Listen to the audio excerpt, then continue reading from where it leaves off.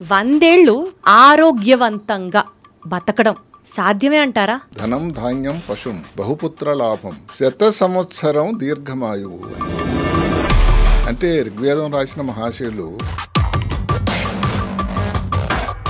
అంటే అనాదిగా ఈ సాంప్రదాయం భారతదేశంలో ఉంది. అంటే సార్ ఇప్పటిదాకా మీరు చెప్పిన ఈ స్టాటిస్టికల్ డేటా ఎప్పుడో జమానా లెక్కలా ఇప్పుడు లెక్కలా? ఈ మధ్య కాలంలో లేటెస్ట్ గా అప్పటికంటే ఇప్పటికి 100 ఏళ్ల కన్నా ఎక్కువ బతుకుతున్న వాళ్ళ సంఖ్య ఎక్కువైందని చెప్తున్నారు. తప్పకుండా చెప్పాలి. ఎందుకంటే మనకు ఇండిపెండెన్స్ వచ్చినప్పుడు లైఫ్ ఎక్స్పెక్టెన్సీ అంటే జీవన ప్రమాణం ఎంత ఉందంటే 40 సంవత్సరాలు. ఇప్పుడు సునాయాసంగా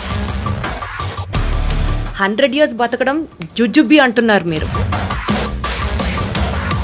సో అది దానికి ఏమిటి అని మనం తర్వాత మాట్లాడదాం. మర్నామత్ అనేది అసలు తెగ వైరల్ అవుతుంది సోషల్ మీడియాలో, ట్రెండింగ్ నడుస్తున్న టాపిక్ అది. నిజానికి ఏమిటి డోంట్ డై అని ఆయన అమెరికా వ్యక్తి బ్రియాన్ జాన్సన్ ఈ రోజున అసలు ఏంటి సార్ అది?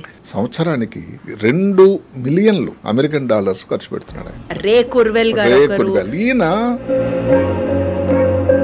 2035 కదా మనిషికి మరణం ఉండదు అని ఒక మాట చెప్పాడు. అంటే కొన్ని నానో రోబోస్ అని వస్తున్నాయి. నానో రోబో అనేది చిన్న రోబో, వాటిని ఛేదించి మళ్ళీ తను వచ్చేస్తుంది. బ్రెయిన్ యాక్టివ్ ఉండాలా, బాడీ యాక్టివ్? బాడీ యాక్టివ్ ఉంటే బ్రెయిన్ యాక్టివ్ ఉంటుంది. అంటే కూర్చొని గేమ్ ఆడుకుంటున్నాం సెల్ ఫోన్ లో, అది మీరు అలవ్ చేస్తారా? చాలా చేయటం. ఒక నిద్ర అన్నిటికంటే ముఖ్యం. నిద్ర పెద్ద ఖర్చు ప్రీమియం అయిపోయింది. సరే అడగచ్చా మిమ్మల్ని? మాట్లాడు, చెప్పండి. మీరు మీ sense of purpose of life ఏంటి సార్? అదే నేను న్యూరో సర్జన్గా, ఎందుకంటే నేను ఏ రోజు డాక్టర్ అవుతాను అనుకున్నాను. చిన్నపిల్లలు పుట్టినప్పటి నుంచి 2 కాళ్ళు కదచ్చలేదు, బ్రెయిన్లో వాటర్ పెరిగింది, ఇలాంటి ఎన్నో అంశాలు ఉన్నాయి. హలో ఎవ్రీబడి, అందరికీ నమస్కారం. Welcome to deep talks with Deepti.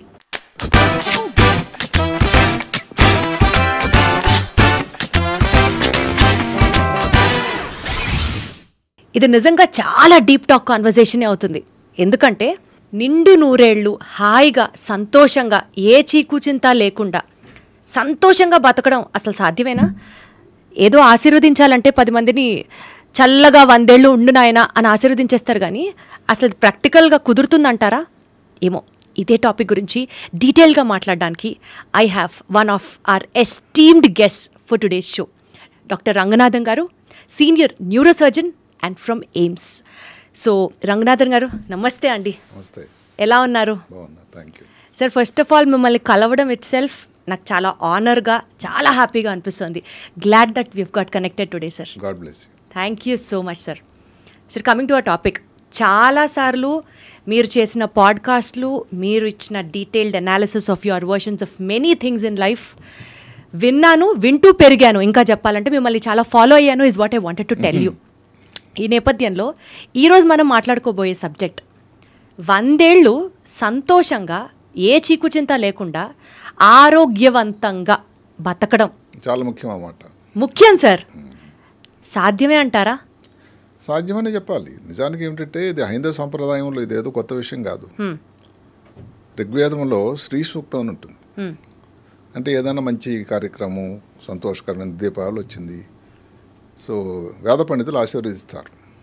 ధనం ధాన్యం పశుం, ధనం ధాన్యం పశుం బహుపుత్ర లాభం 100 సంవత్సరం దీర్ఘమాయువు అని. అంటే ఋగ్వేదం రాసిన మహాశయులు అప్పుడే అనుకున్నారంటే 100 సంవత్సరాలు బతకడం అనేది పెద్ద విషయం కాకపోవచ్చు అని. అంటే అనాదిగా ఈ సాంప్రదాయం భారతదేశంలో ఉంది. ఈ మధ్యకాలంలో ఏమిటంటే దాని మీద కొంచెం ప్రజలు ఎక్కువ మంది దృష్టి పెడుతున్నారు. అంతవరకు ఎందుకండి, మీరు 100 సంవత్సరాలు దాటిన వాళ్ళని మీరు గణాంకాలు తీసుకుంటే దక్షిణ భారతదేశంలో ఆంధ్ర రాష్ట్రం అంటే సంయుక్త ఆంధ్ర రాష్ట్రం నంబర్ 1. అవును. సరే, ఎక్కువ జనాభా ఉన్నటువంటి ఉత్తరప్రదేశ్లో దగ్గర 2 లక్షల మంది ఉన్నారు. ఒక జిల్లా తీసుకున్నట్లయితే వెస్ట్ బెంగాల్, పశ్చిమ బెంగాల్లో ఉండేటువంటి నార్త్ 24 పరగనాస్ జిల్లా అని ఉంది. అంటే ఇదేదో కొత్త విషయం కాదు. అయితే మారుతున్న పరిస్థితులు, భౌగోళిక పరిస్థితులు, ఆర్థిక పరిస్థితుల వల్ల ఇంకా అందుకోవడానికి కొంత ఎక్కువ ఆస్కారం ఉందని కూడా అనిపిస్తూ ఉంది ఇప్పుడు. అంటే సార్, ఇప్పటిదాకా మీరు చెప్పిన ఈ స్టాటిస్టికల్ డేటా ఎప్పుడో జమానా లెక్కలా ఇప్పుడు లెక్కలా? ఈ మధ్య కాలంలో లేటెస్ట్ కానీ. ఒకప్పుడు మన పూర్వీకులు తాతలు బామ్మలు ఆ జనరేషన్ నడిచేటప్పుడు 116 ఏళ్ళు బతికారు, 120 ఏళ్ళు బతికారు, సునాయసంగా వాళ్ళ పనులు చేసుకుంటూ బతికారు అని విన్నాం అలాగా. అంటే సంఖ్య అక్కడ ఏంటంటే ఒకటి మనకు అప్పుడు గణాంకాలు లేవు, సంఖ్యాపరంగా కొంచెం తక్కువ ఉండొచ్చు. ఇప్పుడు ఇంటర్నెట్లు ఇలాంటి మనకి సౌకర్యాలు వచ్చాయి కాబట్టి దాంట్లో వచ్చినటువంటి ఈ వివరాలు. అంటే పోస్ట్ ఇండిపెండెన్స్ కనుక మనం చూసుకుంటే సార్, అప్పటి నుంచి కనుక చూసుకుంటే ఒక లెక్కగా అప్పటికంటే ఇప్పటికి 100 ఏళ్ల కన్నా ఎక్కువ బతుకుతున్న వాళ్ళ సంఖ్య ఎక్కువైందని చెప్తున్నారు. తప్పకుండా చెప్పాలి. ఎందుకంటే మనకు ఇండిపెండెన్స్ వచ్చినప్పుడు లైఫ్ ఎక్స్పెక్టెన్సీ అంటే జీవన ప్రమాణం ఎంత ఉందంటే 40 సంవత్సరాలు ఉంది. ఇప్పుడు సునాయాసంగా ఎక్కువ మంది భారతీయులు 70 సంవత్సరాలు బతుకుతున్నారు. అసలు 70.2. నేనకి ఏం చెప్తానంటే 70 సంవత్సరాలు బతికినప్పుడు 30 సంవత్సరాలు బతకడం ఎంత కష్టం అంటున్నారా? అంటే దానికి కొన్ని ప్రయత్నాలు, కొన్ని విధానాలు, కొన్ని మార్పులు చేర్పులు అవసరం పడుతుందేమో అని. అంటే చెప్పడం ఏంటంటే 70 వరకు వచ్చినప్పుడు 30 కదా మిగిలింది. దానికి ఆఖరిలో కొన్ని స్కోర్ చెప్తాను నేను. క్రెడిట్స్ ఏదో బ్యాంకు పరిభాషలో క్రెడిట్స్ డెబిట్స్ అని. సో అట్లా చేసినట్టయితే డెఫినెట్గా 30 చేరడం పెద్ద కష్టం కాదు నాకు అనిపిస్తుంది. సార్ బేసికల్గా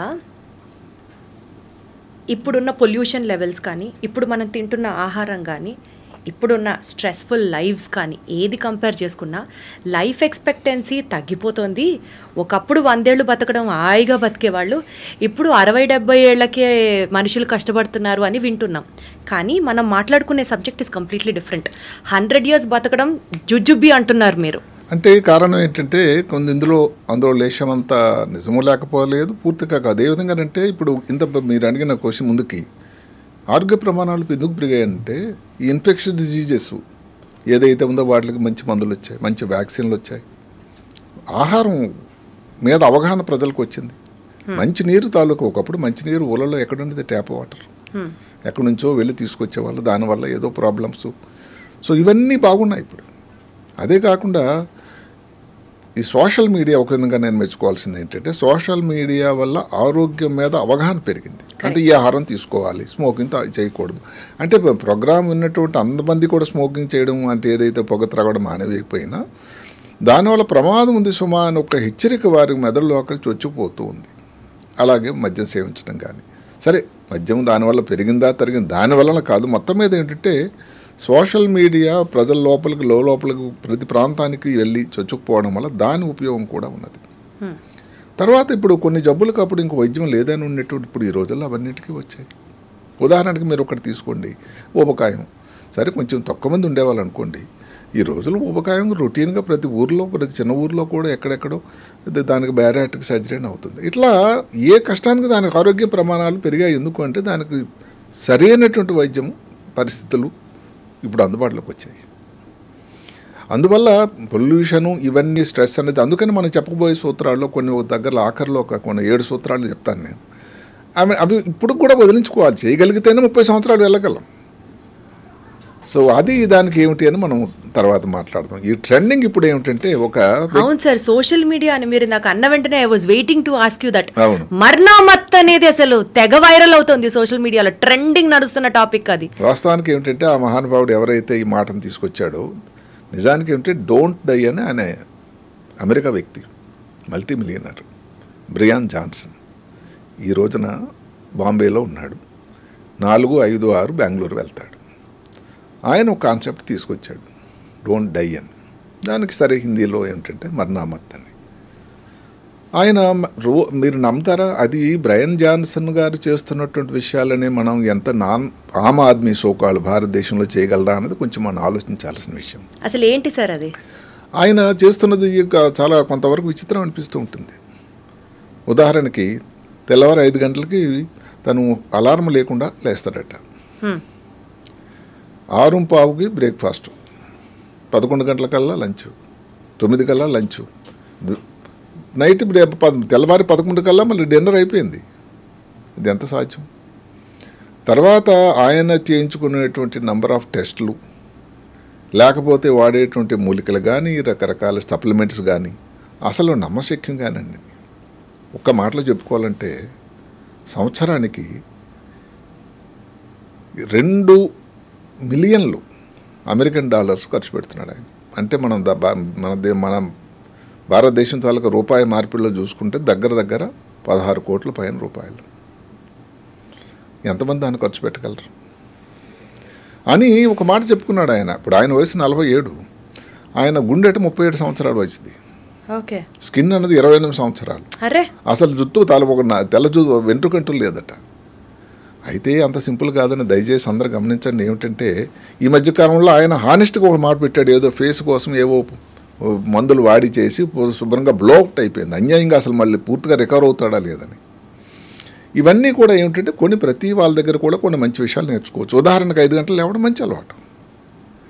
ఆయన తీసుకున్న పదార్థాలు ఎక్కువ శాతం అన్ని వెజిటేరియన్. అందరూ 16 కోట్ల రూపాయలు నెలకి ఖర్చు పెట్టి అయితే మెయింటైన్ చేయాలి. సంవత్సరానికి ఖర్చు పెట్టి అయినా కష్టమే కదండి. ఎంతమంది దాన్ని అవన్నీ చేయించుకోగలరు అని చెప్తూ ఆయన చెప్పడం ఏంటంటే డోంట్ డై. ఎందుకంటే ఏ మామూలు కారణాలు వాళ్ళ తర్వాత సరే న్యాచురల్ జీవితాంతం ఏదో బతికుండమని చెప్పడం అతను ఎక్కడ చెప్పడం లేదు అని దానికి ఇవన్నీ కూడా తెల్లవారు లేవడం. ఆయన ఎందుకంటే అది వాళ్ళ అబ్బాయితో వాళ్ళకి రక్తాన్ని స్వయంగా ఎక్కించుకున్నాడట. ఎవరు అడిగారు ఒక ఇంటర్వ్యూరు, మరి మీరు అమెరికాలో ఉండి ఈ క్లబ్లకి లేకపోతే నైట్ అయిపోయి చేయాలి కదంటే అవి కూడా చేస్తాను, కానీ నా డిన్నర్ అయితే 11 కదా అయిపోతుంది అంటే అంతా కూడా 6 నుంచి 11 లోపల అన్నీ అయిపోవాలి భోజనం అంతా. ఆ క్యాలరీస్ ఏవో 1700 అంటే 1900 క్యాలరీస్, 2000 కంటే తక్కువే. ఇవన్నీ ఒక భారతీయులుగా అది చేయడం కొంచెం కష్టం అవుతుంది. దానికి ఆయన ఒక ముద్దు పేరు పెట్టుకున్నాడు బ్లూ ప్రింట్ అని. అది ఆయనకి ఎందుకు ఆలోచన వచ్చిందంటే భారతదేశంలో దానికి చాలా మార్కెట్ ఉండబోతుంది అని దానికి ప్రచారం కోసం మొన్న బాంబే నగరంలో దిగాడు. రేపు నుంచి చెప్పినట్టుగా బెంగళూరులో ఉంటాడు. చూడాలి ఎలా ఉంటుంది. దానికంటే ఒక 2 శాస్త్రవేత్తలు ఉన్నారండి. అవును సార్, వాళ్ళ గురించే మిమ్మల్ని అడుగుదాం అనుకుంటున్నారు. రే కుర్వెల్ గారు. ఈయన ఒక మంచి కంప్యూటర్ శాస్త్రవేత్త, జూ. ఆయన ఆ మధ్యన ఒక అంటే ఏమిటి 2035 కల్లా, అందరూ గమనించండి, ఇక్కడ మరణం ఉండదని కాదు, మామూలుగా వయసును బట్టి వచ్చే మరణాలు అంటే ఏదో 70 సంవత్సరాలు 80 సంవత్సరాలు వేసరికి చనిపోవడం అన్నది 2035 కదా, మనిషికి మరణం ఉండదు అని ఒక మాట చెప్పాడు. కానీ దానికి కొన్ని ప్రమాణాలు ఉన్నాయి ఆయన దగ్గర. అది అందరికీ కూడా సాధ్యమేమో కూడా అనిపించేటువంటి మాటలు. అంటే కొన్ని నానో రోబోస్ అని వస్తున్నాయి. ఇప్పుడు ఇంతకుముందు ఏమిటి, క్యాన్సర్కి ఏదైనా వైద్యం చేసేవారు అనుకోండి, రేడియేషన్ ఇచ్చేవారు. రేడియేషన్ ఇస్తే చుట్టుపక్కల ప్రాంతం కూడా కొంత డ్యామేజ్ అయ్యేది. కీమోథెరపీ ఇచ్చేవారు. కీమోథెరపీలు ఏమిటి, ఏదైతే క్యాన్సర్ ఉన్న ప్రాంతం కాకుండా ఇంకా చుట్టుపక్కల ప్రాంతం కూడా దాని ప్రభావం, పెను ప్రభావం వచ్చిన సన్నివేశాలు ఉన్నాయి. నానో రోబో అనేది చిన్న రోబో. ఓకే. అది రక్తం నుంచి పంపిస్తారు. ఓ, అది ఎక్కడైతే అందులో మందు ఉండి ఆ క్యాన్సర్ కణాల సముదాయం ఉందో అక్కడికే వెళ్ళి వాటినే ఛేదించి మళ్ళీ తను వచ్చేస్తుంది. అంటే చుట్టుపక్కల ప్రాంతానికి ఏమాత్రం ప్రమాదం ఉండదు. అలాంటి నానో ర్యాబోస్ వల్ల ఏజింగ్ వల్ల ఏదైతే కణాలు అవన్నీ డ్యామేజ్ అవుతూ ఉంటాయో వాటిలన్నిటినీ ఏర్పాడిస్తుంది. ఈయనకు ఇంకొక మాట ఏమిటంటే ఆయన మంచి సైన్స్ జ్యోతిష్యుడు. ఆయన చెప్పాలి కంప్యూటర్ జ్యోతిష్యుడు. ఆయన ప్రిడిక్షన్స్ ఏవైతే ఉన్నాయో అంటే ఎవరో ఈ పలానా వ్యక్తి గెలుస్తాడు అని చెప్పుడు, ఇంకా గేమ్ కాకముందే చెస్ ఛాంపియన్ అవుతాడని అనటోల్ కార్పమ్ అని చెప్పాడు. కంప్యూటర్ ఎప్పుడు వస్తుందని చెప్పాడు. ఇలాంటి చాలా చెప్పాడు ఆయన. అందులో 85% కరెక్ట్ అయినాయి. అందువల్ల ప్రజలకి 2030 సంవత్సరం కోసం అందరూ కూడా ఊపిరి బిగబట్టి చూస్తున్నారు చెప్పినవి. అంటే ఆయన చెప్పింది ఏంటంటే మరణాలు ఉండవని కాదు, నార్మల్ కారణాల వల్ల. ఇప్పుడు క్యాన్సర్ వచ్చిందనుకోండి ఎవరు ఆపగలరండి, ఇంకేదైనా వచ్చిందనుకోండి ఎవరు ఆపగలరు. నార్మల్గా వయసుతో వచ్చినట్టు మార్పుల వల్ల మరణాలు జరగవు అని రే కుర్వెల్ చెప్పారు. ఇంకా అందరికంటే నాకు భారతదేశానికి సంబంధించి కొంతవరకు అందుబాటులో దగ్గరలో ఉండేది మాట డాన్ బ్యూట్నర్ అని ఒక ఆయన ఒక మంచి వండర్ఫుల్ బుక్ రాశాడు. ఆయన ఆ బుక్ తాలూకా టైటిల్ ఏమిటంటే learn how to live longer from the people who lived the longest. అంటే ఎక్కువ సంవత్సరాలు బతికిన వాళ్ళ దగ్గర నుంచి ఎక్కువ సంవత్సరాలు బతకడం ఎలా నేర్చుకోండి అని. అదే కదా సార్ మన పూర్వీకుల నుంచి మనం చూసి చేస్తున్నది అది. దానికి ఆయన చాలా ప్రయత్నం చేశాడు, మంచి పరిశోధన చేశాడు. నేను దాన్ని నిజంగా చాలా మెచ్చుకుంటాను. దానికి ఆయన పేరు పెట్టాడు బ్లూ జోన్స్ అని. అంటే ఆ ప్రాంతాలకు వెళ్ళాడు ఆయన. అక్కడ ఉండేటువంటి ఎక్కడెక్కడైతే వాళ్ళు ఎక్కువ సంవత్సరాలు బతుకుతున్నారు అక్కడికి వెళ్ళాడు. ఉదాహరణకి ఆ బ్లూ జోన్స్ అన్నవి 5. సరే ఈ మధ్యకాలంలో 6ది కూడా చేరింది. 5 ఏమిటి? జపాన్లో ఒకహామా, కాలిఫోర్నియా దగ్గర లోమా లిండా, అలాగే ఇటలీలో సార్డీనియా, నికోసియా, ఆ తర్వాత ఐకారియా అంటే గ్రీసులోన. ఇవన్నీ ఒక ప్లేస్లకు వెళ్ళి అక్కడ ఎక్కువ సంవత్సరాలు బతుకుతున్నారట. సార్ బేసికల్గా ఎక్కడన్నా ఇండియా పేరు చెప్తారేమో అని వెయిట్ చేశాను నేను. అంటే దాని గురించి కూడా మనం ఇంకొక చెప్పబోతున్నాం. ఏమిటంటే అలాంటి ఆలోచన అన్నది ఇండియన్ శాస్త్రవేత్తలకు ఇంకా రాలేదు కాబట్టి ఇంకా ఆ సమయం వచ్చింది ఇక్కడ కూడాను. ఇప్పుడు ఉదాహరణకి ఇందాక చెప్పుకున్నాము, ఆంధ్రప్రదేశ్లో ఎక్కువ సంవత్సరాలు సెంటినేరియన్స్ ఉన్నారు. మరి ఇక్కడ ఏమిటి స్థితిగతులు, ఎందుకు ఇక్కడ ఇంతమంది ఇక్కడ ఇన్ని సంవత్సరాలు ఉంటున్నారని కొంచెం చూడాల్సిన సమయం వచ్చింది కదా.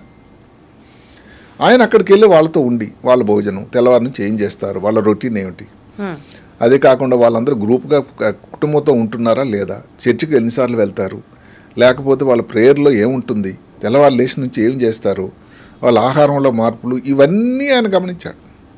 ఈ 5 ప్రాంతాలు ఏవైతే మనం చెప్పుకున్నాం అన్నింటిలో కూడా అలాంటివి అలవాట్లు ఉన్నాయట. ఏమిటవి? వాళ్ళు మొక్క జాతి నుంచి ఏదైతే ఉందో ప్లాంట్ ప్రోడక్ట్స్ ఎక్కువ తీసుకుంటారు, నాన్ వెజిటేరియన్ చాలా తక్కువ తీసుకుంటారు. అలాగే తెల్లవారు లేవగానే ఒక సెన్స్ ఆఫ్ పర్పస్, భగవంతుని నమ్మండి, దేవుడిని నమ్మండి అని. ఏ నమ్మకం రిలీజన్ అయితే అది వేరే ఆయన చెప్పలేదు. అంటే సెన్స్ ఆఫ్ పర్పస్ అంటామంటే నేను ఈరోజు లేచి ఇప్పుడు నా జీవిత అర్థం పరమార్థం ఏమిటి, ఏం చేయబోవాలి, ఎవరికి నేను సాయం చేయాలి, ఎవరికైనా సాయం చేస్తే అది ఒక సంతోషం కదా అని ఒక సెన్స్ ఆఫ్ పర్పస్ ఉండాలి. మనం ఈ డెబిట్స్ క్రెడిట్స్ చెప్పుకున్నప్పుడు ఈ మాట కూడా ఉంది. అలాగే చాలా గట్టిగా నొక్కి ఒక్క అని చెప్పిన ఏమిటంటే 4 సార్లు కనీసం టెంపుల్కి వెళ్ళాలట. సో బేసికల్లీ డివోషనల్గా ఎక్కువ కనెక్షన్ ఉండాలి. అందరూ కలిసి భోజనం చేయటం, మనవలు మనవరాళ్ళు పెద్దవాళ్ళు, ఏదైతే పాతకాలంలో హైందవ సంప్రదాయంలో ఏదైతే ఉందో కంబైన్డ్ ఫ్యామిలీ కాన్సెప్ట్ మళ్ళీ ఆయన మాట్లాడాడు. సరే భోజనం చేస్తున్నప్పుడు 80% అన్నది పొట్ట ఖాళీ ఉండాలి, 80% నిండుగా ఉండాలి, పూర్తిగా భోజనం బాగుందని ఎక్కువ కొట్టేయకూడదు. మద్యం సేవించడం గురించి మాట్లాడే అమెరికా వ్యక్తి కాబట్టి మద్యం గురించి కూడా ఏదో వైన్ దానివల్ల ఎంత తాగాలి, ఇలాంటి కొన్ని అంటే అవి మనకి చేయగలమా లేదని తర్వాత మాట్లాడుకుందాం. మొత్తం మీద అలాగని చెప్పాడు. ఆ బ్లూ జోన్స్లో ఉన్నటువంటి వివరాలు ఇవి. సో అందులో కొన్ని విషయాలు మనం పట్టుకోవచ్చు. ఉదాహరణకి ఎక్కువగా వెజిటేరియన్ భోజనం చేయడం, ఫ్యామిలీతో కలిసి భోజనం చేయడం, దేవుడిని నమ్మడం, సెన్స్ ఆఫ్ పర్పస్, ఇంకోళ్ళకి పక్క వాళ్ళకి తోడి వాళ్ళకి చుట్టాలకి బంధువులకి ఎవరికైనా సాయం చేయడం, గ్రాటిట్యూడ్. భగవంతుడు ఏదైతే భగవంతుడి వల్ల ఈ రోజున ఈ మాత్రం నేను భోజనం చేయగలుగుతున్నాను, లేకపోతే ఆరోగ్యంగా ఉన్నాను, నా కుటుంబం బాగున్నారని ఈ గ్రాటిట్యూడ్ ఉండేటట్టయితే అన్నీ క్రైస్తవ సాంప్రదాయంలో అన్ని దగ్గర కూడా ఉన్నాయి. భోజనం చేసేటప్పుడు మేము హాస్టల్లో లైలకాజీలు ఉండేటప్పుడు ఏంటంటే భోజనం మొదలుపెట్టినప్పుడు ఒక ప్రేయర్ ఉండేది. అవన్నీ ఒక gratitude to the lord who has given something for us. 100% sir మనిషికి ఇవి కావాలి జరిగేవి. దానికి ఈ మధ్యకాలంలో సింగపూర్ అనే ఒక చిన్న దేశం ఉంటుంది, అది 6th బ్లూ జోన్గా వచ్చింది. ఓ వావ్ వండర్ఫుల్. అయితే మిగతా బ్లూ జోన్స్కి సింగపూర్కి ఏంటో తేడా చెప్పమంటారా? ఇది created city, artificial city.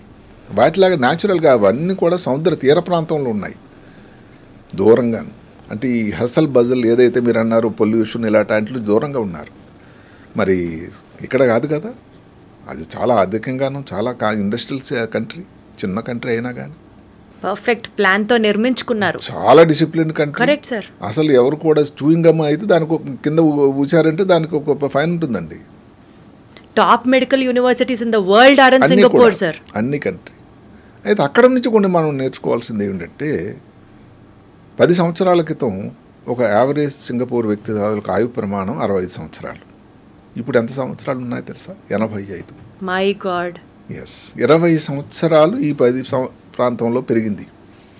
Despite of being the most busiest place. దానికి కారణం ఒక 3 విషయాలు నాకు చాలా నచ్చాయి. ఒకటి ఏమిటంటే ఈ హౌసింగ్, అంటే గవర్నమెంట్ వారే ఏదైతే 2 బెడ్రూమ్ అని మన కాన్సెప్ట్ వచ్చిందో అక్కడ హౌసింగ్ బోర్డ్ డెవలప్మెంట్ అని ఒక బోర్డు పెట్టి, అంటే అందరూ దగ్గర ఉండి, ఇప్పుడు గేటెడ్ కమ్యూనిటీ కాన్సెప్ట్ అండి, అక్కడే ఉండడం, కూర్చొని ఏదో ఎక్కడ సాయంకాలం కలుసుకోవడం, అక్కడే పార్కులో ఆడుకోవడం, కూర్చోవడం, ఏదో పాటలు పాడుకోవడం, భోజనాలు చేయడం, కలిసి భోజనం ఈరోజు మీ ఇంటి దగ్గర చేస్తే, దానివలన అందరికీ కలిసిమెలిసి ఉండడం వల్ల ఈ లోన్లీనెస్ ఉండదు అని. ఆ తర్వాత మనం చెప్పుకుంటాం లోన్లీనెస్ అనేది ఏకాకే ఉండడం అన్నది అన్నిటికంటే పెద్ద డిజీజ్ అయిపోయింది. ఇప్పుడు అది ఒక పెద్ద ఎపిడమిక్, అంటువ్యాధి అయిపోయింది. అది ప్రివెంట్ చేయడానికి ఇంకొక ఇంట్రెస్టింగ్ ఏమిటి, ఇప్పుడు పిల్లలు చదువుకున్నారు, రెక్కలు వచ్చి వెళ్ళిపోతున్నారు అమెరికా అని. అది కాకుండా పోనీ వెళ్ళిన వాళ్ళు సరే, వాళ్ళు ఆర్థిక ప్రగతి, వాళ్ళ జీవితం అరగాలి, దాన్ని మనం అబ్జెక్షన్ చెప్పడం కాదు. ఉన్న వాళ్ళైనా ఒకళ్ళు ఎక్కడో కోకాపేటలో ఉంటారు, ఇంకోళ్ళు ఎవరో ఎల్బీ నగర్లో ఉంటారు. కష్టం కదండి. దానికి సింగపూర్ వాళ్ళు చూడండి ఎంత మంచి ఆలోచన చేశారంటే, ఎవరైతే దగ్గరలో ఉంటారు, ఇప్పుడు వాళ్ళ అమ్మ నాన్న ఎక్కడో ఒక ఫ్లాట్స్లో ఉన్నారనుకోండి, అదేదో ఒకటి ఖాళీ అయింది, రీసేల్కి వచ్చింది, వీళ్ళు కానీ దాన్ని కొనుక్కోవడానికి వెళ్తే 40,000 సింగపూర్ డాలర్లు ఇది ఇస్తున్నారు రాయితీ. ఓ వావ్. అదే కానీ 4 కిలోమీటర్ల దూరం ఉన్నారనుకోండి, వాళ్ళు ఇంకొంచెం ఎక్కువ తక్కువ చేస్తున్నారు, దూరం అయిపోయారుగా. అంటే ఏమిటి, అంటే గవర్నమెంటే ఫ్యామిలీ మెంబర్స్ ఒకే చోట ఉండడానికి ఎఫర్ట్ అన్నమాట. ఇంకొక ముఖ్యమైన అంశం ఏమిటంటే పబ్లిక్ ట్రాన్స్పోర్ట్. అసలు నేను సింగపూర్ వెళ్ళినప్పుడు ఈ సైకిళ్ళు అక్కడెక్కడో పార్కులు వచ్చి నడుచుకొని ఇచ్చేవాళ్ళు, అందరూ ఎక్కి మెట్రో ఎక్కడమే, కార్లు ఎవరైనా నడిపిస్తారు, చాలా తక్కువ. మనకి ఇంటి దగ్గర 3 కార్లు 2 కార్లు. పబ్లిక్ ట్రాన్స్పోర్ట్ వల్ల కూడా ఏమిటంటే పొల్యూషన్ తక్కువ అవుతూ ఉంటుంది. ఎందుకు 50% సింగపూర్ వాళ్ళు పనికి వెళ్ళే వాళ్ళు పబ్లిక్ ట్రాన్స్పోర్ట్ వాడుతున్నారు. అమెరికాలో 5%. భారతదేశం గురించి గణాంకాలంత పక్కాక మనకు రాలేదు కాబట్టి చెప్పలేదు నేను. అలాగే హాకర్స్ జోన్స్ అని పెట్టారు. అంటే ఇప్పుడు ఒకప్పుడు అసలు సింగపూర్లో జంక్ ఫుడ్కి ఫస్ట్ అనమాట. మనకందరికీ తెలుసు, జంక్ ఫుడ్ తిన వల్ల దానివల్ల షుగర్ ఉంటుంది, సాల్ట్ ఉంటుంది, ఆరోగ్యం బాగా పాడవుతుంది, ఊబకాయం వస్తుంది, హార్ట్ అటాక్ వస్తుంది, ఇవన్నీ తెలిసినవే. అవన్నీ దృష్టిలో పెట్టుకొని ఈ హాకర్స్ ఏమిటంటే తక్కువ రాయితీలో మంచి భోజనం అందరూ కలిపి ఒక దగ్గర భోజనం చేయడానికి ఒక పద్ధతి కల్పించారు. దానికి కూడా వాళ్ళు సబ్సిడీ ఇచ్చారు. అంటే ఏమిటి, ప్రభుత్వం నుంచే వీటన్నిటికీ కూడా ఒక ఆలోచన వచ్చింది. సో దీనివల్ల చాలా మారింది. క్వాలిటీ ఆఫ్ లైఫ్ బాగుంది అక్కడ. ఆర్టిఫిషియల్ సిటీ, క్రియేటెడ్ సిటీ అయినా కూడా ఆరో బ్లూ జోన్గా ఆ నామకరణం జరగడానికి ఏమిటంటే అంత ఆయుష్ ప్రమాణాలు, ఆరోగ్య ప్రమాణాలు సింగపూర్లో. అయితే సింగపూర్ గురించి జోక్ చెప్పుకుంటే సింగపూర్ పక్కనే మలేషియా ఉంటుంది. మేము సింగపూర్ వెళ్ళినప్పుడు అక్కడ ఎవరైతే ఉన్నాడో ఈ గైడ్ ఒక మాట చెప్పాడు, సార్ ఫిషింగ్కి వెళ్తే జస్ట్ పక్కన ఒక చిన్న బ్రిడ్జ్ ఉంటుందండి, నడిచి వెళ్ళిపోవచ్చు. సింగపూర్లో చేప నోరు తెరవదు సార్. కొంచెం పక్కకు వెళ్ళగానే మలేషియాలో అటు నోరు తెరుస్తుంది, అటు అక్కడ గాలం వేస్తే దొరికిపోతుంది. నేను అడిగాను ఇదేమిటయ్యా విచిత్రం అని. దానికి ఆయన చెప్పడం ఏంటంటే సింగపూర్లో రూల్ అంత స్ట్రిక్ట్ సార్, అసలు ఎవరు నోరు తెరవదు సార్, చేప కూడా నోరు తెరవదు అన్నాడు. సరే అది హాస్యాస్పదమా నిజమైనా కానీ డెఫినెట్గా సింగపూర్లో మాత్రం డిసిప్లిన్ అనేది 150%. అయినా మరి అంత పెద్ద, కానీ అక్కడ కాస్ట్ ఆఫ్ లివింగ్ కూడా అంతే ఎక్కువ. కాస్ట్ ఆఫ్ లివింగ్ అంతే, సంపాదన అంతే, ఎవ్రీథింగ్. ఆ ఎండక గాలి ఉండాలి సార్. అయితే ఇవన్నీ ప్రభుత్వం వాళ్ళు కూడా ఇన్ని రాయితీలు ఇవ్వాలి, ఇన్ని చేయాలి, ఇన్ని సబ్సిడీలు ఇవ్వాలి, because everything is discipline there.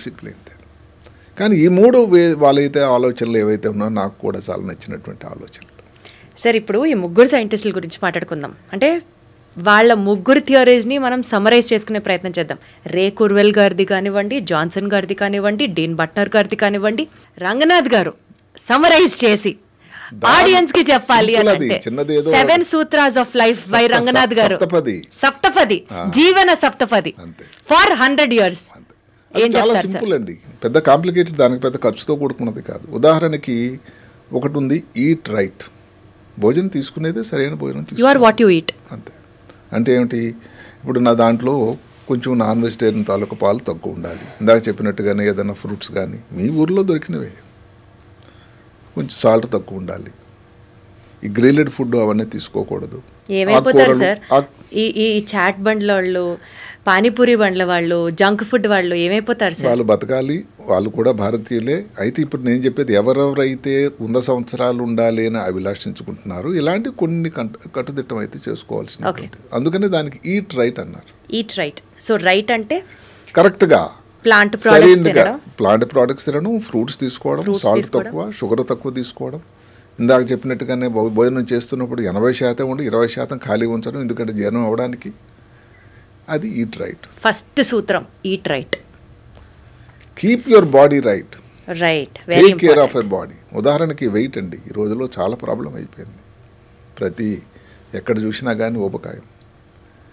ఇందులో ఇంతవరకు నేను సర్జన్గా ఎవరికి కూడా నేనేదో దానికి అడ్వర్టైజ్మెంట్ చేయడం కాదు, కానీ ప్రజల్లో ఉన్నటువంటి భయం ఆందోళన పోవాలి సర్జరీ గురించి. ఈ విషయం అదే చెప్తుంది. మాటకి ఇప్పుడు ఎవరైనా ఈ బ్యారియాట్రిక్ సర్జరీ ఊబకాయం కోసం సర్జరీ చేసి చాలా విరివిగా జరుగుతున్నాయి. మీరు నమ్ముతారా? 10 సంవత్సరాలు ఎక్కువ అవుతుందట వాళ్ళ ఆయు ప్రమాణం. అద్భుతం. క్యాట్రాక్ట్ వచ్చిందనుకోండి 9 సంవత్సరాలు. క్యాట్రాక్ట్ అంటే ఏం సింపుల్, ఉదయం ఇప్పుడు ఏంటిది అసలు పొద్దున ఆపరేషన్ చేయించి సాయంత్రం డిశ్చార్జ్ అయిపోతారు సార్. Day care. కరెక్ట్. ఇప్పుడు హిప్ సర్జరీ వచ్చింది, హిప్ రీప్లేస్మెంట్ సర్జరీ వచ్చింది, రోబోస్ వచ్చాయి, 2 రోజులని నడిపిస్తున్నారు. ఓ అమ్మో హిప్ సర్జరీ అంటే ఇంక జీవితం అంతా బెడ్ మీద ఉంటామని ఒక ఆలోచన ఉండేది. సరైనది కాదండి. హైదరాబాద్ నగరంలోనే కనీసం 6 డజన్ చోట్ల ఇంకా ఎక్కువ ఉన్నాయేమో రోబోస్ సౌకర్యం ఉంది. 2 రోజులు అయిపోతారు. 10 సంవత్సరాలు మీకు పెరుగుతుంది దానివల్ల. సెన్స్ ఆఫ్ పర్పస్ ఏదైతే మనం ఇందాక అనుకున్నామో, భగవంతుడు ఎందుకు నేను ఈరోజు కూడా ఉన్నాను, ఎవరికి నేను సాయం చేయాలి, చేస్తే దానిలో సంతోషం ఏంటి, దానిలో నాకు ఆనందం ఏంటి, నా జీవిత పరమార్థం ఏమిటి, దానికి అర్థం ఏమిటి, నువ్వే కల్పించావు తండ్రి అని చెప్పుకుంటే ఇంక 7 సంవత్సరాలు అవుతుందట. 4 సార్లు ఏదైతే టెంపుల్కి వెళ్ళి భగవంతుని దాన్ని అయ్యా అని. సార్ మనం 1 by 1 మాట్లాడుకుందాం. సెకండ్ మనం కీప్ యువర్ బాడీ రైట్ దగ్గర ఉన్నాం. So third theory will be exercise. అంటే యాక్టివ్గా కీప్ యువర్ బాడీ రైట్ అంటేనే మనం ఎక్సర్సైజ్ చేయాలి. దానికి నేను చెప్పిన ఏది ఆరోగ్యంగా ప్రాబ్లమ్ వచ్చిందనుకోండి, ఉదాహరణకి పాలీఫార్మసీ ఎక్కువ మందులు వేసుకోకూడదు, డాక్టర్ గారి తాలూకా పర్యవేక్షణలో ఉండాలి. ఇప్పుడు హిప్ ప్రాబ్లం వచ్చిందనుకోండి, దానికి వైద్యం ఆ డాక్టర్ గారు చెప్పినట్టు నీ జాయింట్ అనుకోండి, దానికి ఇన్ని సంవత్సరాలు ఎక్కడ లేదు, కానీ దానివల్ల డెఫినెట్గా మీకు ఏదో ఈ మిగతా ఊబకాయం రావడం, హార్ట్ అటాక్లు, బీపీలు ఇవన్నీ రాకుండా ఉండడానికి, ఆరోగ్యం పెరగడానికి అవకాశం ఉంది. ఇంకో మాట నేను అందులో మాటల్లో చెప్పకపోయాను. ఇందులో ఒక నెగిటివ్ మాట కూడా ఉంది. నెగిటివ్ పాయింట్స్ ఉన్నాయి. అంటే డెబిట్ అవుతుంది. ఏమిటది? ఇప్పుడు ఎవరికైనా డయాబెటీస్ చాలా ఎక్కువ ఉంది. Diabetes correct. కాలలో చిన్న గాయం అయిందంటే అది మానదు. అవును. అందువల్ల దానికి అలాగ డ్రెస్సింగ్ చేస్తూ ఇవి చేసి చివరికి కాలు తీసేటువంటి పరిస్థితి. ఆ డయాబెటిక్ ఫుట్ అంటారు దాన్ని. Correct sir. దానికి కానీ సరిగ్గా సత్వరణ వైద్యంగా చేయకపోతే ప్రాణాపాయం అది. అలా చేయకపోవడం వల్ల 15 సంవత్సరాలు నెగిటివ్ అయిపోతుందట. సో అన్నీ పాజిటివ్ మాటలే మనం చెప్పటం లేదు, అంటే ఇందులో కూడా ఉన్నాయి. ఇప్పుడు మీరు అడిగారు మూడోది ఏది యాక్టివ్, కీప్ యాక్టివ్. ఎక్సర్సైజ్ అనేది దగ్గర కీప్ యాక్టివ్. అసలు ఒక వయసు వచ్చిన తర్వాత ఏదో పని చేస్తూ ఉండాలి ఉదయం నుంచి సాయంకాలం వరకు. ఎక్కడ చేస్తారు సార్? అసలు పొద్దున్న సాయంత్రం వరకు ఏం చేస్తారు సార్? మనకి అన్ని రోబోలు వచ్చేసి, మెషిన్లు వచ్చేసి, ఆ మొబైల్, ఆ రోబోలు దానివల్ల అయిపోయింది. నేను చెప్పేది ఏంటి, ఇంటి దగ్గర అనుకోండి ఏవో పుస్తకాలు సర్దుతున్నారు, న్యూస్ పేపర్లు సర్దుతున్నారు అనుకోండి, 5 పేపర్లు ఉన్నాయి. ఇంతకుముందు 5 కలిపి ఒకసారి పెట్టేవాళ్ళు. మీరు 2 సార్లు 3 సార్లు దాన్ని విభజించండి. ఏదైనా ఫోనే వచ్చింది అనుకోండి, బోస్ గారే ఫోన్ చేశారు, నిలబడి మాట్లాడండి. ఏదైనా పని చేసినప్పుడు కొంచెం నిలబడి అటు తిరుగుతూ ఉండండి. అదే కాకుండా ఏదైనా కొత్త స్పోర్ట్ ఏదైనా నేర్చుకోండి. సార్ 60 ఏళ్లలో 70 ఏళ్లలో కూడా కొత్త స్పోర్ట్లు దానికేమిటి, ఇప్పుడు ఏదో దాన్ని షటిల్ ఆడక్కర్లేదండి. ఏదైనా స్పోర్ట్ అంటే ఇప్పుడు మాటకి మీరు వాకింగ్ క్లబ్ అని ఉంది, లాఫింగ్ క్లబ్స్ ఉన్నాయి, అందులో మెంబర్స్గా చేరండి. సింపుల్గా ఏదైనా కొత్త విషయం ఇంకా నేర్చుకోండి. ఇలాంటివి చేస్తుంటే యాక్టివ్ ఉండాలి. దానిలో ఉన్నటువంటి బ్రెయిన్ యాక్టివ్ ఉండాలా, బాడీ యాక్టివ్ ఉంటే బ్రెయిన్ యాక్టివ్ ఉంటుంది. అంతే కదండి. అంటే కూర్చొని గేమ్ ఆడుకుంటున్నాం సెల్ ఫోన్లో, అది మీరు అలవ్ చేస్తారా? చాలా చేయటది. అందులో మొబైల్లో కూడా 2 రకాలు ఉన్నాయి, పాసివ్, యాక్టివ్ అని. పాసివ్ అంటే ఏమిటి అంటే మీరు ఇంకా అలా స్క్రోలింగ్ చేస్తూ ఉంటారు, స్క్రోలింగ్ దానివల్ల చాలా చేయటం. యాక్టివ్ స్క్రోలింగ్ అని అంటే మీరు ఏదైనా బ్లాగ్ రాశారు, అందులో మీరు ఏదైనా కొత్త వీడియో చేశారు, ఒక దానికోసం మీరు ఏదైనా ఆన్సర్ రీసెర్చ్ చేయడాలు, అది ఎప్పుడైతే మీ మెదడుకి సానబెడతారో, మెదడుకి మేత ఉంటుందో దానిని యాక్టివ్ స్క్రోల్ అంటారు. అది చాలా ఉపయోగకరం. అది మనం గంటలు కూడా తిట్టిపోయి అదే కదా. అందుకని చెప్తున్నాను, ఏదైతే ఉందో మొబైల్ అనేది గొప్ప సాధనం, కానీ అది మించి దాటిపోయినట్టయితే వచ్చే ఇబ్బంది ఇది. Okay sir. So third point exercise, యాక్టివ్గా ఉండాలి. Got it sir. Fourth Sutra of life. తర్వాత నాలుగోది ఏమిటి, ఇదేమిటంటే చూస్ యువర్ హ్యాపీ ప్లేస్. అంటే ఏమిటి, మీరు అక్కడికెక్కడో గార్డెను లేకపోతే ఏదో పార్కు అక్కడికి వెళ్ళి చెప్పిన ఇందాక సేమ్ సింగపూర్ వాళ్ళు చేసినట్టు మిరపకాయ బజ్జీ సెంటర్ దగ్గరికి వెళ్తే సైక్లింగ్ చేయండి. మిరపకాయ బజ్జీలో చాలా ఆయిల్ ఉంటుంది. లేదు ఇంకొకటి ఏదైతే సెపరేట్గా ఉండడం మాత్రం ప్రయత్నించకండి, లోన్లీనెస్. ఎవరైనా రూమ్మేట్ని పెట్టుకోండి. లోన్లీనెస్ గురించి మాట్లాడుతూ ఒక అమెరికా శాస్త్రవేత్త, అదే కాక సర్జన్ జనరల్ అంటారు ఆయన, భారతదేశ సంతతి, లోన్లీగా ఉండే వ్యక్తుల వల్ల ఏంటంటే ఒక డజన్ సిగరెట్లు ఒక రోజు కాలిస్తే ఎంత ప్రమాదమో అంత ప్రమాదం అంటే లోన్లీగా ఉండి. ఇందాక చెప్పిన ఇంకొకటి ఏంటి, దగ్గర చుట్టాలకి బంధువులకి మనం సాయం చేస్తే, ఇది చాలా జాన్ హాప్కిన్స్ కాలేజీ నుంచి వచ్చినటువంటి స్టడీ. దాని వలన దగ్గర 15 సంవత్సరాలు ఇంకా హ్యాపీగా బతకొచ్చట. అద్భుతం. అలాగే మీరేమిటంటే ఈ ఎక్కడ ఆరోగ్యము ఎక్కడ మనకి ఒక్కరే ఉన్నారనుకోండి, ఓ దగ్గరలో హాస్పిటల్ సౌకర్యం ఏదైనా వెళ్ళాలని చేయాలని. నేను మామూలుగా కొంచెం ఈ మొబైల్ వాడకానికి నేను వ్యతిరేకనైనా ఈ చాటింగ్ గ్రూప్స్ ఏదైతే వాట్సాప్ గ్రూప్ కొంతవరకు దాని ఉపయోగకరం కూడా ఉంది. ఏదో మిత్రులతోని, పాత మిత్రులతోని, ఎవరో మా కాలేజీ వాళ్ళు లేకపోతే ఎయిమ్స్ వాళ్ళతో మాట్లాడుతూ ఉంటే ఒకప్పుడు ఎక్కడండి దొరికేవాళ్ళు. అంటే గెటింగ్ కనెక్టెడ్ టు కనెక్టెడ్ అంటే అలా కనెక్ట్ అవ్వడానికి ఫోన్ ని ఇది ఒక వాడుకోవచ్చు. సాధనం. అయితే కంటిన్యూస్గా కూర్చొని ప్యాసివ్ అది మాత్రం గాట్ ఇట్ సార్. దానివల్ల sir, so choose your happy place, that's the fourth Sutra choose your of happy life. Place. Got it. Relaxation, అది ఫిఫ్త్ సూత్రానా సార్? అవునండి. రిలాక్స్ అంటే ఏమిటి, ఒక నిద్ర అన్నిటికంటే ముఖ్యమైన నిద్ర పెద్ద ఖర్చు ప్రీమియం అయిపోయింది. 7 నుంచి 8 గంటలు హాయిగా సార్ మీరు నిద్ర. నమ్మరు, 60 ఇయర్స్కో లేకపోతే 50 ఇయర్స్ దాటిన వాళ్ళు పెద్దవాళ్ళు నిద్ర పట్టట్లేదు అని చెప్తే వినేవాళ్ళం. అసలు 30 ఏళ్ళ వాళ్ళకి, 25 ఏళ్ల వాళ్ళకి కూడా నిద్ర లేదు ఈ రోజుల్లో. అదే సరిగ్గా కదండి, అదొక పెద్ద ప్రీమియం అయిపోయింది. అది ఎగ్జాక్ట్లీ అది కాస్ట్తో కూర్చొని వస్తువు కరెక్ట్ సార్. అయిపోయింది. స్లీప్ నిజానికి సెల్స్ ఉన్నాయి సార్, స్లీప్ సెంటర్స్ ఉన్నాయి సార్ హైదరాబాద్ లో, బోల్డ్ మెట్రో సిటీస్ లో తెలుసు ఉన్నాయి. నాకు. ఎందుకంటే నిద్ర అన్నది కారణం ఏంటంటే పేదవాడైనా భాగ్యవంతుడైనా ఏ జాతి వాడైనా ఏ మతం వాడైనా భగవంతుడు ఇచ్చినటువంటి ఒక వరం. ఇప్పుడు మధ్యాహ్నం ఏదో పని చేస్తూ ఉంటాడు, ఏదో బండ మీద పడుకుంటాడండి, ఏం ఏసీ ఉంది, ఏం హంసతులికా తలుపు ఉందండి, ఆకలి రుచెరగదు, నిద్ర సుఖం ఎరగదు. ఎరగదు. మరి అలాంటి నిద్ర రాకపోవడం ఏమిటి, మీరు ఏ టైంకి నిద్రపోతున్నారు? సృష్టికర్త తయారు చేసినప్పుడే మెదడులో మెలటోనిన్ అని ఒక హార్మోన్ తయారు చేశాడు, నిద్ర రావడానికి కార్యభూతమైనటువంటిది. ఇప్పుడు చీకటి పడిన తర్వాత దాని తాలూకా తయారీ మొదలవుతుందట, ఉత్పత్తి. ఓకే. రాత్రి 1 గంట 12 ప్రాంతంలో మ్యాక్సిమం పీక్ వస్తుంది, ఓకే. 4 గంటల నుంచి తగ్గిపోతూ ఉంటుంది. ఇప్పుడు చాలామంది వచ్చి నిద్ర నేను పడుకుంటాను డాక్టర్ గారు అని అంటే, ఎప్పుడు పడుకుంటావా అంటే 11 పడుకొని 7కి లేస్తానండి. ఎక్కడుందండి మెలటోనిన్? మెలటోనిన్ వెలుతురు వస్తే దాని సెక్రేషన్ ఆగిపోతుందండి, చీకట్లో వస్తుంది. ఓహో, అసలు వెలుతురు వస్తేనే బాడీలో దాని సెక్రేషన్ ఆగిపోతుంది.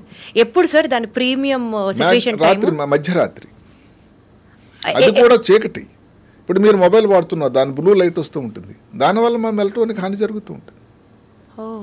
సో బ్లూ లైట్ కూడా మెలటోనిన్ సెక్రేషన్ కి హార్నెస్ అవుతుంది. ఏదైతే చెప్తామంటే ఈ ఎలక్ట్రానిక్ పరికరాలు ఏవి కూడా నిద్ర పూసే సమయంలో కడు దూరంలో ఉండాలి.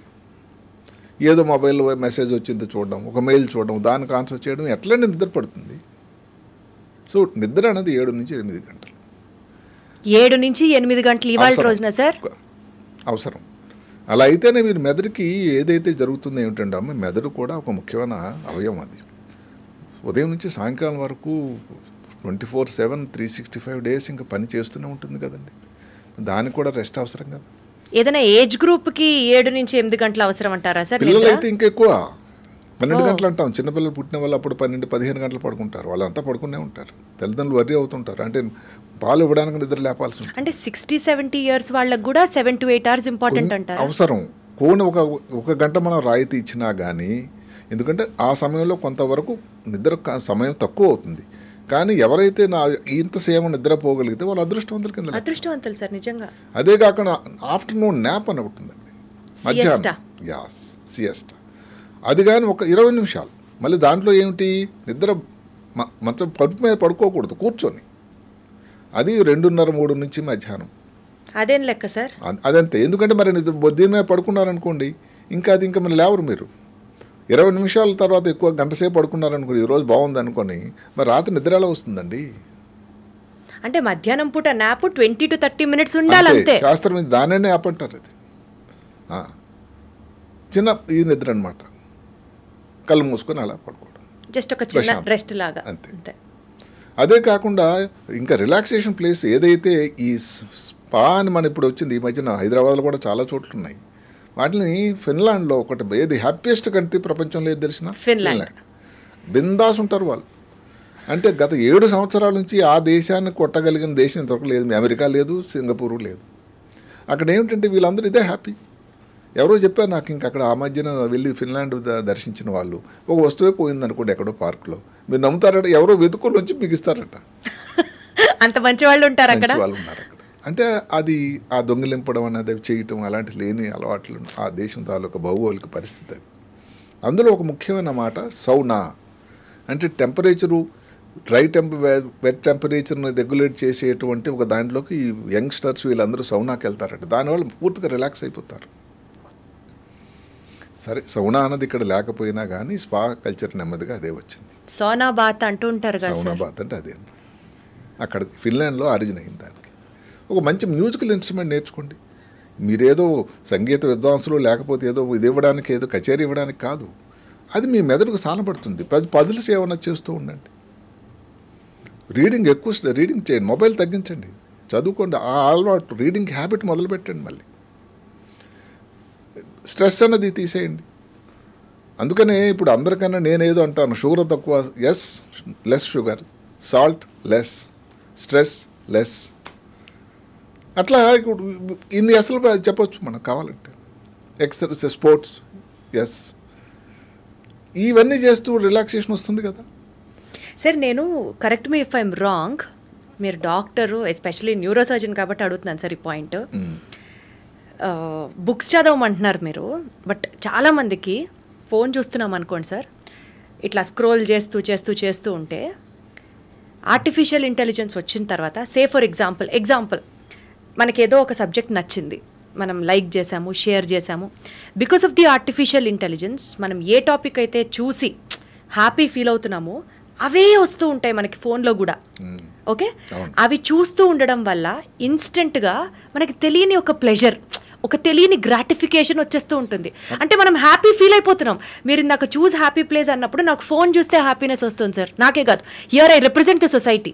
ఇక్కడ ఇష్యూ వల్ల ఏమిటంటే ప్రతి ఏదైనా సాధనానికి కూడా దాని మంచి ఉంటుంది. ఒకటి ఆస్పెక్ట్ అది. రెండో ఆస్పెక్ట్ ఏమిటి, దానివల్ల మీ ఇద్దరికి చేటు అవుతూ ఉంటుంది. అదే కాకుండా ఎవరితో మీరు కలవరు. మీరు ఆ కూపస్థ మండూకం లాగా ఫోను అక్కడే కూర్చుంటారు. ఆ ఇన్స్టెంట్ గ్రాటిఫికేషన్లో ఎడిక్షన్ ఉందంటున్నారా? అది ఎడిక్షన్. అది దీనివల్ల కూడా ఏమిటంటే అది లిమిట్గా మీరు చేయగలిగితే ఓకే, దానివల్ల కూడా దాని ఉపయోగం ఉంటుంది. సో ఒక రకమైన రిలాక్సేషన్. ఇప్పుడు రిలాక్సేషన్ అనేది మీకు ఏది రిలాక్సేషన్, ఇంకొకరికి ఏది రిలాక్సేషన్ వేరే వేరే ఉండొచ్చు. Got it. అది ఒక పద్ధతి. సో 5 అయిపోయినాయి. ఇంకా 6వది ఏమిటంటే సెన్స్ ఆఫ్ పర్పస్. ఇందాక మనం చెప్పుకున్నాం, sense of purpose in life.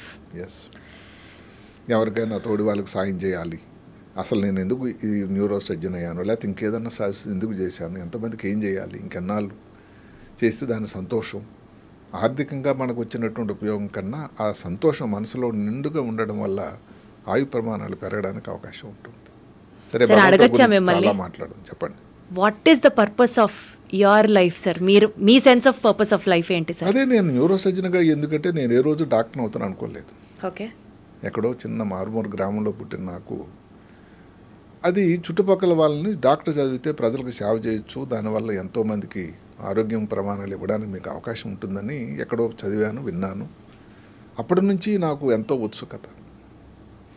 ఆ తర్వాత న్యూరో సర్జన్ అన్నది నేను ఆరోగ్య రంగంలోని డాక్టర్గా అడుగుపెట్టిన మొట్టమొదటి డిపార్ట్మెంట్ న్యూరో సర్జరీ. అక్కడ ఒక మహానుభావుడు ఉండేవాడు. ఆయన దగ్గర న్యూరో సర్జరీ ఎంత సీరియస్గా ఉన్న పేషెంట్లు కానీ మనం సరైన వైద్యం సక్రమంగా సరైన రీతిలో చేయగలిగితే వాళ్ళ తాలూకా రికవరీ ఎంత బాగుంటుందంటే అసలు మ్యాజికల్గా అనమాట. సో నేను కూడా న్యూరో సర్జన్ ఇంతమందికి చేయగలిగితే ఎంత బాగుంటుందో. సీరియస్ యాక్సిడెంట్ అయింది, ఒక బ్రెయిన్లో ట్యూమర్ వచ్చింది, బ్రెయిన్లో యాబ్సెస్ వచ్చింది, చిన్నపిల్లలు పుట్టినప్పటి నుంచి 2 కాళ్ళు కదచ్చలేదు, బ్రెయిన్లో వాటర్ పెరిగింది, ఇలాంటివి ఎన్నో అంశాలు ఉన్నాయి. ఏదన్నా చేయగలిగి వాళ్ళ తర్వాత ఇప్పుడు మాటకి నేను 42 సంవత్సరాల నుంచి న్యూరో సర్జరీ ఎక్స్పీరియన్స్. హైదరాబాద్ నగరంలో 37. ఇప్పుడు 30 సంవత్సరాల క్రితం నేను ఆపరేట్ చేసిన పేషెంట్ వచ్చి, సార్ మీరు నాకు ఆపరేట్ చేశారు, నా భార్య నా పిల్లలను చూపిస్తుంటే ఎంత సంతోషం, దానికి ఎన్ని కోట్లు వస్తే దానికి సరిపోతుంది చెప్పండి. సో ఇది సెన్స్ ఆఫ్ పర్పస్ అంటే. ఇప్పుడు ఒకళ్ళు వక్త లేకపోతే పొలిటీషియన్ ఏదైనా ఏ రంగంలోనే సాయం చేయొచ్చు సేవ. ఆ సెన్స్ ఆఫ్ పర్పస్ ఉండాలి. So sense of purpose in life అంటే బేసికల్గా 10 మందికి ఉపయోగపడి ఉపయోగకరంగా. హెల్ప్ అయ్యే యాక్టివిటీ చేయడాన్ని sense of purpose in life అంటారు. అవును. Got it sir. తర్వాత ఇంకోటి Last theory. లాస్ట్ది భగవంతుడి దర్శనం. దానివల్ల అందరిని కలిసిమెలిసినట్టు అవుతుంది. రోజు ఏదైతే ఆ దేవుడు ఇచ్చారో నీకు ప్రసాదించాడో అయ్యా నీకు అది గ్రాటిట్యూడ్ కింద 4 సార్లు వెళ్ళి నమస్కారం చేయడం. తిరుమలలో 1,00,000 కొలది భక్తులు సరే ఎక్కడ బెత్లెహేం వెళ్తారు, ఇంకో దగ్గర మక్కా వెళ్తారు. ఇంతమంది అనే కష్టాలు కోర్చి లేకపోతే హజ్ యాత్ర మీరు చూస్తూ ఉంటే అంత వేడిలో అసలు మాడిపోతారని అనుకుంటే మరి ఇంతమంది భక్తులు ఆ నమ్మకంతో వెళ్తున్నారంటేనే ఆ పరమాత్మ ఎక్కడో ఉన్నాడు, దానివల్ల మంచి జరుగుతుంది మా కుటుంబానికి అనేటువంటి ఆ నమ్మకం. మరి ముస్లిం సోదరులు నమాజ్ 5 సార్లు చేయడం, ఇంకా ఎక్కువ సార్లు చేయడం దీంట్లో. అదే కాకుండా శనివారం ఉపవాసాలు ఇవన్నీ కూడా ఇందాక ఏదైతే మనం చెప్పుకున్నామో సేమ్ అవన్నిటికీ ఒక నాంది ప్రస్తావన ఇవన్నీ కూడా.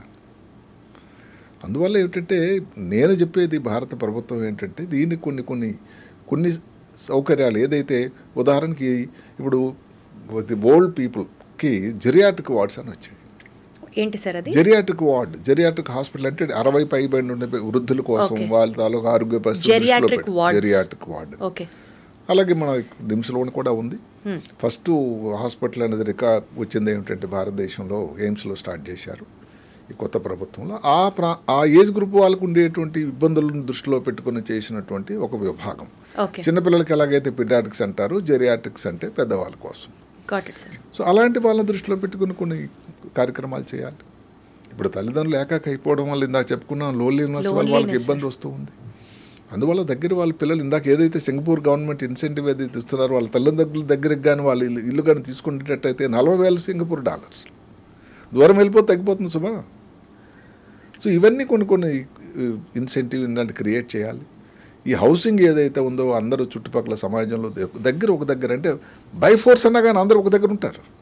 లేకపోతే ఎక్కడో ఒక ఐసోలేటెడ్ ప్లేస్లో ఉంటే ఎప్పుడు కలుస్తారండి ఏకాగ్గానే ఉండడం. ఇలాంటివన్నీ కూడా ఆ ప్రాంతం నుంచి మనం నేర్చుకోవడం. ఇప్పుడు ఈ 5 బ్లూ జోన్స్లో కలిసి అందరూ భోజనం చేయడం, అందరూ కలిసి భోజనం చేస్తారు. ఇంట్లో డైనింగ్ టేబుల్ మీద కలిసి తినడానికి అలాంటప్పుడు మరి ఇంకెక్కడ ఇప్పుడు అంటే మనం అనుకుంటాం కానీ సార్ ఇలాంటి చిన్న చిన్న acts of love and kindness between the family members కూడా లైఫ్ ఎక్స్పెక్టెన్సీని పెరగడానికి కారణాలు అవుతాయంటే నాకు ఆశ్చర్యంగా ఉంది.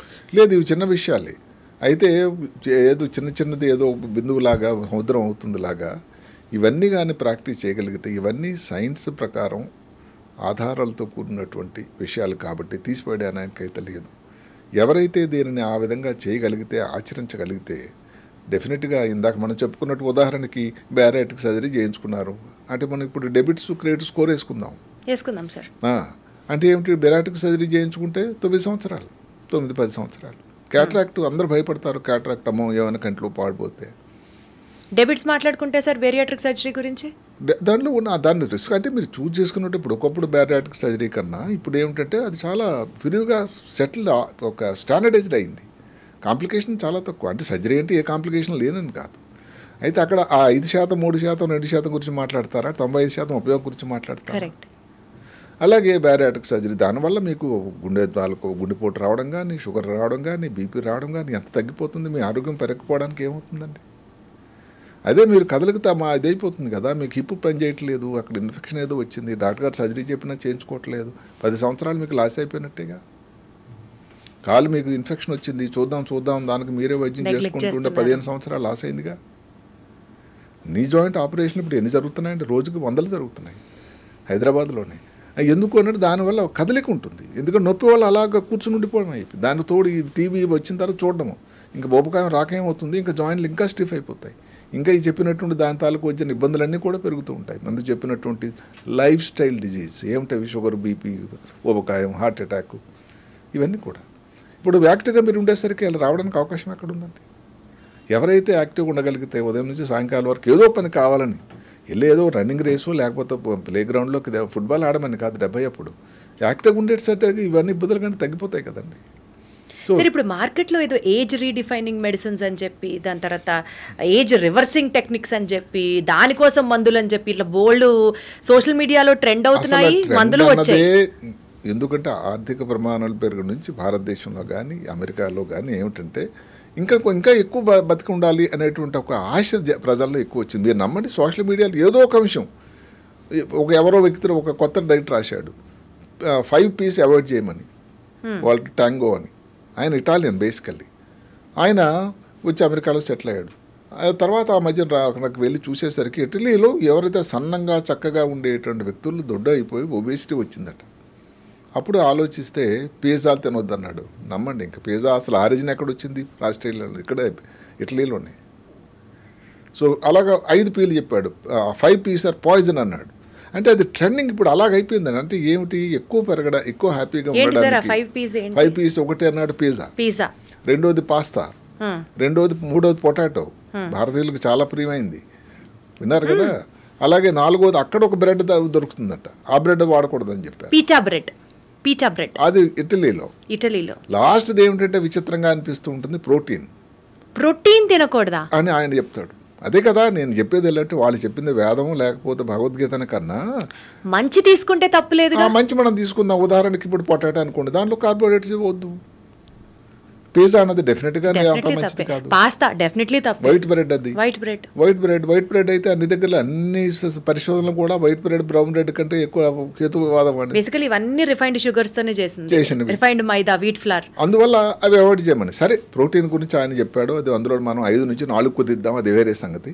మొత్తం మీద నేను ముందు నుంచి చెప్పిందల్లా ప్రతిదీ ఎవరో చెప్పింది మనం దీనిలోకి పరిగణలోకి తీసుకోకుండా మనం ఉన్న ఉనికిలో, మనం ఉన్న పరిస్థితుల్లో, భౌగోళిక పరిస్థితుల్లో, అవైలబిలిటీలో ఏది మంచి అని తీసుకున్నట్టయితే భారతదేశంలో కూడా ఏదైతే సంఖ్య ప్రస్తుతానికి ఏది ఎక్స్పెక్టేషన్ ఏమిటండి, ఇప్పుడు ఉన్నది టోటల్గా భారతదేశంలో సెంటినేరియన్స్ అంటే 100 సంవత్సరాలు పైబడి ఉన్నవాళ్ళు 2.5%, 5 లక్షలు అంటే 2.5 లక్షలు ఉన్నారు. 2050కి ఈ సంఖ్య 6 లక్షలు అవుతుందట. అంటే ఇంకెక్కువ సంవత్సరాలు గడవాలంటే ప్రభుత్వం నుంచి, వ్యక్తుల నుంచి, కుటుంబాల నుంచి, ఎందుకంటే అమెరికా నుంచి ఫోన్ల వల్ల కాదు కదండి కూడా ఉండడం చేయటం అన్నది. మరి ఎంత తేడా వచ్చింది చెప్పండి ఎక్కడ మీరు సింగపూర్లో. ఇవి కానీ ఏదైతే పాత సాంప్రదాయం ఏదైతే కమాండ్ ఫ్యామిలీస్, మనవరాళ్ళు, మళ్ళీ సీతారామయ్య గారి సినిమారాళ్ళు అయితే మరి కష్టం కదండి మనవరాళ్ళలాగా. అందువల్ల ఇది ఎవరిని కించపరచడానికి కానీ ఎవరిని కానీ, ఒకవేళ ఒక వ్యక్తి నేను 100 సంవత్సరాలు ఉండాలి, ఆరోగ్యవంతంగా ఉండాలి, మళ్ళీ దానికి ఎవరో మహానుభావుడు ఏది బెంజమిన్ కెండిల్ అని ఒక కెనడియన్ సైకాట్రిస్ట్ చెప్పాడు, longevity is useless if you are on the bed for long. Absolutely true sir. Use ఏంటండి? కరెక్ట్. అందుకనే మనం అది పెట్టి ఆరోగ్యవంతమైనటువంటి 100 సంవత్సరాలు. అది చేయాలంటే కొంత ప్రయత్నం అయితే అందరి తరపు నుంచి ఇతోదంగా కావాల్సి ఉంటుంది. అది పెద్ద కష్టమైనటువంటిది, ఖర్చుతో కూడుకున్నది పెద్ద కానే కాదు. ఇది చేయటం అన్నది అసాధ్యం అని అనుకోకుండా చేయగలమని చేయగలిగితే అందరూ కూడా 100 సంవత్సరాలు బతికి ఈ దేశంలో ఇంకా దేశం ప్రగతికి ఎంతోమంది బాగవుతూ ఉంటారు. Wonderful sir, very well said sir. So ఇందాక సార్తో డిస్కస్ చేసేటప్పుడు ఫస్ట్ వచ్చిన పేరు జాన్సన్ గారు.